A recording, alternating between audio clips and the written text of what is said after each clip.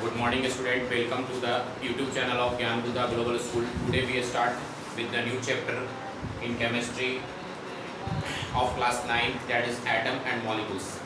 We have discussed in the previous lectures about the atom and the molecules or Dalton's theory of atoms. Now we start with the new lectures, that is law of chemical combinations.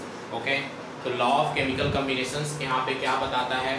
तो कहता है कि whenever the reactant react together to form the product or the elements combine together to form the compounds, they do so according to the certain law.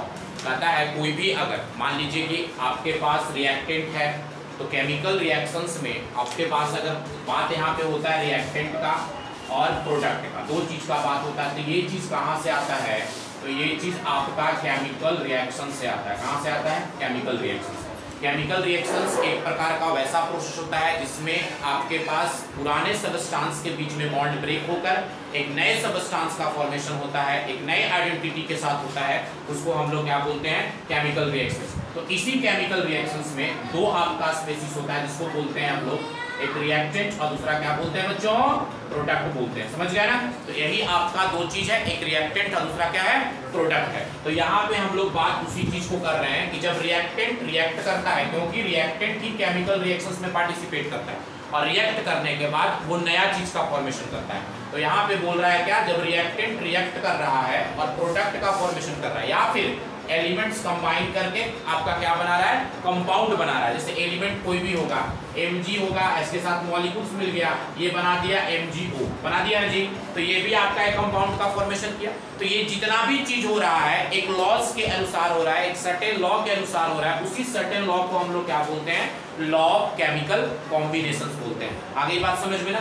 अब इसी law के अंतर्गत दो तरह का लॉज आता है जो इस लॉ को सेटिस्फाई करता है। एक पहला होता है जिसको बोलते हैं लॉ ऑफ कंजर्वेशन ऑफ मास और दूसरा होता है जिसको हम लोग बोलते हैं लॉ ऑफ कांस्टेंट प्रोपोर्शंस। समझ गए ना? तो अब हम लोग क्या देखेंगे कि लॉ ऑफ कंजर्वेशन ऑफ मास किसके द्वारा पुट किया गया था, क्यों पुट किया गया था, क्या नीड था इसका लॉ ऑफ कंजर्वेशन ऑफ मास का।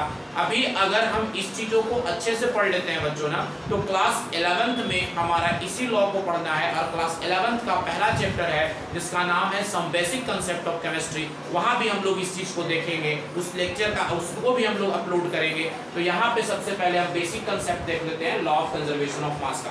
तो लॉ ऑफ कंजर्वेशन ऑफ मास जो था वो पुट किया गया था, एक साइंटिस्ट था जिसका नाम था एंटोनी लावोइजियर। क्या नाम था उन साइंटिस्ट का? उनका नाम था एंटोनी लावोइजियर नाम था। क्या नाम था बच्चों?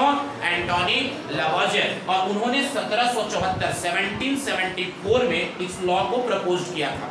आगे बात समझ में ना? कब प्रपोज किया था?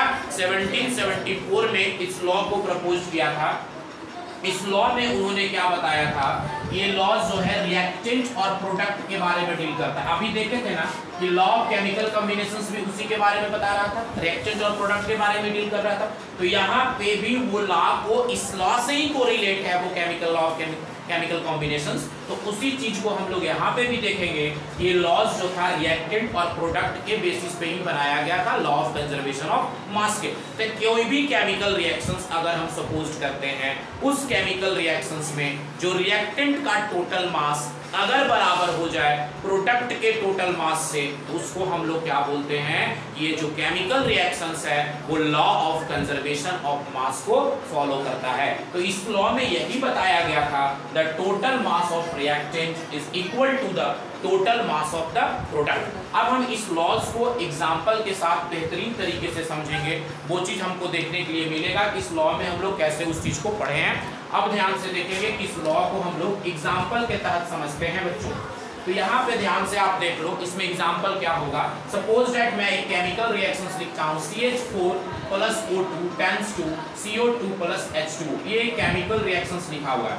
अब इस केमिकल रिएक्शंस को हम चेक करके देखते हैं कि क्या ये लॉ ऑफ कंजर्वेशन ऑफ मास को फॉलो कर रहा है कि नहीं कर रहा है। तो लॉ ऑफ कंजर्वेशन ऑफ मास को ये फॉलो करेगा या नहीं करेगा, उसको भी हम चेक करते हैं। इसमें क्या होता है बच्चों कि जितना भी मास आपका रिएक्टेंट के साइड है, तो आप देख लीजिए कि लेफ्ट साइड को हम लोग क्या लिखते हैं जी, रिएक्टेंट, इस साइड को क्या लिखते हैं बच्चों, प्रोडक्ट लिखते हैं। कोई डाउट है यहाँ तक किसी को? तो इसको रिएक्टेंट लिखे और इसको प्रोडक्ट लिखे। Law of conservation of mass के अनुसार क्या होना चाहिए कि total mass of reactant is equal to the total mass of product होना चाहिए। तो अब यहाँ पे हम लोग देखते हैं रिएक्टेंट के साइड में मास कैलकुलेट करते हैं। अब देखो कार्बन का 12 होता है प्लस 4 हो गया, प्लस यहाँ पे एक ऑक्सीजन होता है तो उसकी एटॉमिक नंबर 8 होती है, उसके दुगना कर देते हैं तो उसका एटॉमिक वेट निकल जाता है। तो एक ऑक्सीजन का एटॉमिक वेट 16 होता है, उसमें 2 मॉलिक्यूल्स है तो 16 × 2 कर देंगे तो कितना आ जाएगा बच्चों, 32। तो यहाँ पे 32 कर दिया। उसी प्रकार से कार्बन का 12 प्लस 32 प्लस आपके पास क्या है, वाटर है तो इसका 18 हो गया। समझ गया ना?